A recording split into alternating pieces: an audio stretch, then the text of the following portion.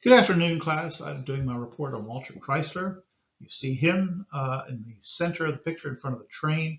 The picture behind him in the sunset is Ellis, Kansas, the town where he grew up, as it looks today. This is the way we know Chrysler generally these days is through the cars that bear his name. He worked initially for Buick and then Willis Overland before he bought Maxwell, which he turned into Chrysler in 1925. You see his famous headquarters in New York, the Chrysler Building. But this was his second career. The family originally was from Germany before they moved to British America in 1709. His family, Henry Chrysler's family, was his father, came from Ontario to Kansas City.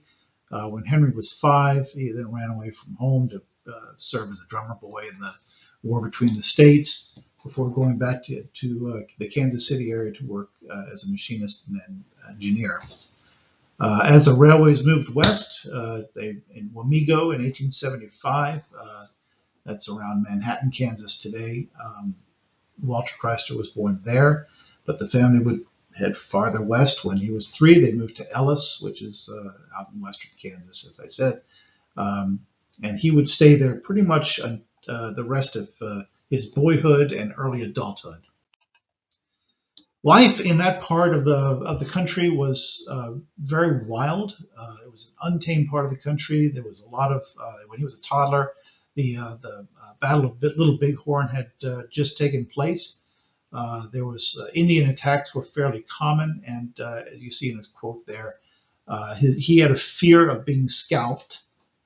So this was the life that he lived. But it wasn't just the Indians that made life interesting. It was a cow town, and when the cowboys came to town, they would hit the saloons, get drunk, and so the men of the town would always go armed because you'd have to defend yourself not just against possible Indian attack, but against drunken cowboys as well. There was no food to be had, no meat, I should say, other than buffalo. So they ate a lot of buffalo meat, and all staples, except for staples, all shopping was done by mail. And the entertainment that you had for a young boy, other than getting yourself into trouble, was reading magazines. So for him, that was the Scientific American. That was his favorite, and that's where he learned that he had a passion for machines. He would build his first car there in Ellis. Not an uncommon thing for boys in isolated towns out on the frontier, tinkering with machines and things that go. He attended elementary, middle, and high school in Ellis. He did not graduate from high school, nor did he go to college. He chose to go into the railways against his father's wishes.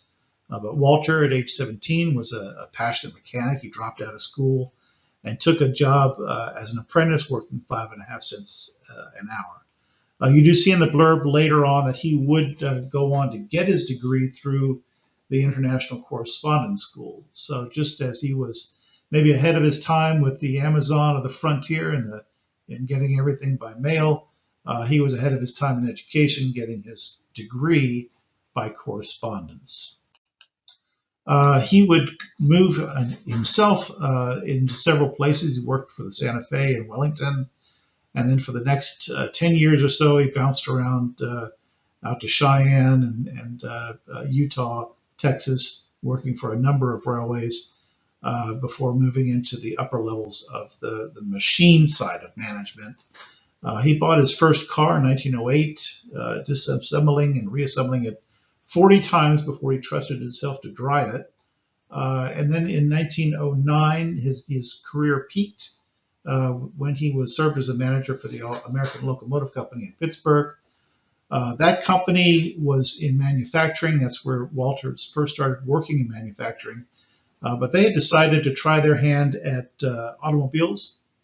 They didn't do very well. Obviously, you'd never hear about an Alco car.